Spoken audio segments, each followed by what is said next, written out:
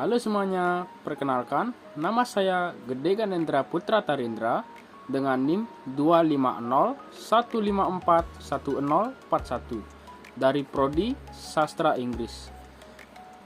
Kali ini saya akan membuat suatu project, yaitu sebuah tugas video yang menjelaskan tentang materi yang selama ini saya pelajari, salah satu materi yang selama ini saya pelajari dalam mata kuliah Natural Science. Dan kali ini saya akan membawakan materi minggu kedua yang bertajuk Manusia dan Alam Pikirnya. Lalu saya akan membawa satu kasus yang berhubungan dengan materi tersebut.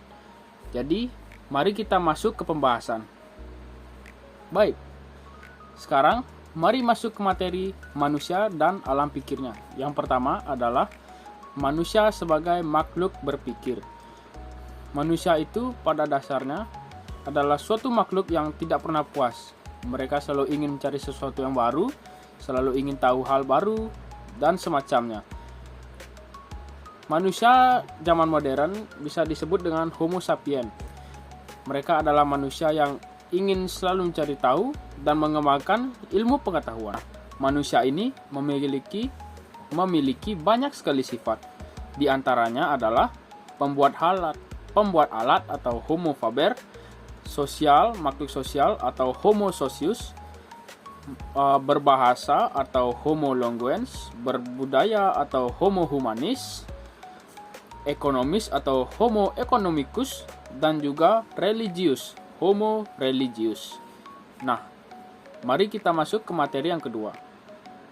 Baik, sekarang masuk ke dalam materi kedua.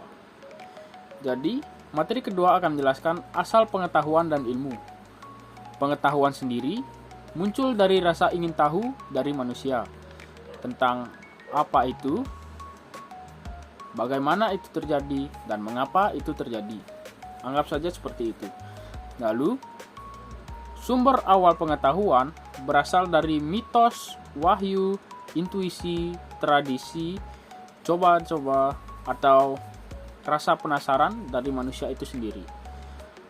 Nah, pengetahuan ini akan menjadi ilmu bila disusun secara sistematis dan bisa dianggap rasional. Baik, sekarang masuk ke materi ketiga. Sekarang masuk ke dalam materi ketiga, yaitu sejarah perkembangan ilmu.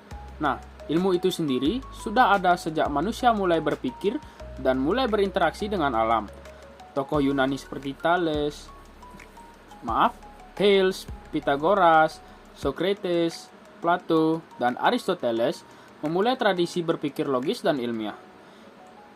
Dan Yunani menjadi pusat intelektual karena kebebasan berpikir, kemakmuran, dan interaksi antar bangsa. Baik, langsung saja ke materi keempat. Nah, masuk ke materi keempat, yaitu penerapan ilmu pengetahuan pada zaman pertengahan dan modern. Nah, pada zaman pertengahan, berkembangnya ilmu kedokteran, astronomi, kimia, biologi, dan adanya penemuan kertas, kompas, dan angka, yaitu suatu alat yang dapat digunakan manusia yang berguna bagi kehidupan mereka ke depannya. Nah, pada zaman modern, lahirnya metode ilmiah yang menekankan cara berpikir rasional, sistematis, dan empiris. Nah, itu saja untuk materi keempat, lalu kita lanjut ke kesimpulannya. Kita masuk pada babak kesimpulan. Kesimpulannya, ilmu pengetahuan itu lahir dari rasa ingin tahu manusia itu sendiri. Perkembangan ilmu pengetahuan adalah hasil evolusi berpikir dari mitos menuju logika dan sains.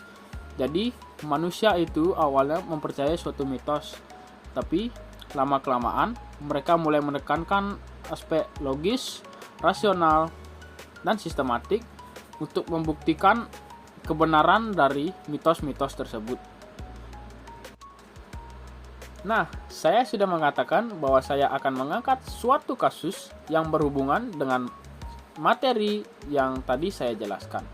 Sekarang, saya akan mengangkat suatu kasus yang berhubungan dengan kurangnya etika atau moral ketika bermedia sosial. Nah, dikutip dari indonesiabaik.id, dalam laporan berjudul Digital Civility Index atau DCI, Microsoft mengumumkan tingkat kesopanan pengguna internet sepanjang 2020, termasuk Indonesia. Dalam laporan tersebut, negara Indonesia menempati urutan terbawah se-Asia Tenggara alias paling buruk tidak sopan di wilayah tersebut. Nah, zaman sekarang ini media sosial sangatlah penting dalam kehidupan sehari-hari. Media sosial bisa menjadi tempat kita untuk berbagi informasi, saling berkomunikasi, dan juga mengekspresikan diri dengan bebas. Namun, hal tersebut seringkali disalahgunakan oleh beberapa pengguna yang tidak tahu akan etika atau moral dalam bermedia sosial. Nah, dari pembahasan tersebut, pasti ada faktor-faktor yang menyebabkan hal tersebut bisa terjadi. Yang pertama ada anonimitas dan kebebasan yang berlebihan. Banyak orang yang merasa aman ketika mereka bersembunyi di balik layar, sehingga mereka dengan berani mengucapkan kata kasar, memfitnah, menghina, tanpa menanggung konsekuensi yang serius atau nyata. Nah, yang kedua ada kurangnya literasi digital.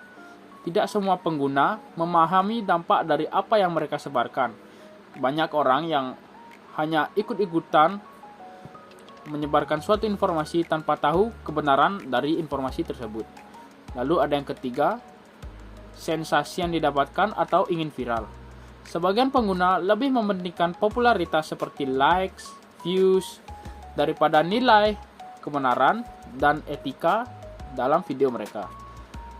Nah, sekarang kita masuk kepada solusi yang dapat diterapkan untuk menyelesaikan masalah ini.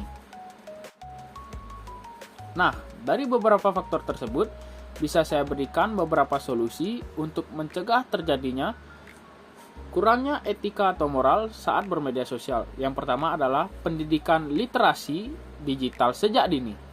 Sekolah dan keluarga perlu mengajarkan cara untuk menggunakan media sosial secara bijak, termasuk memilah informasi dan berinteraksi dengan sopan.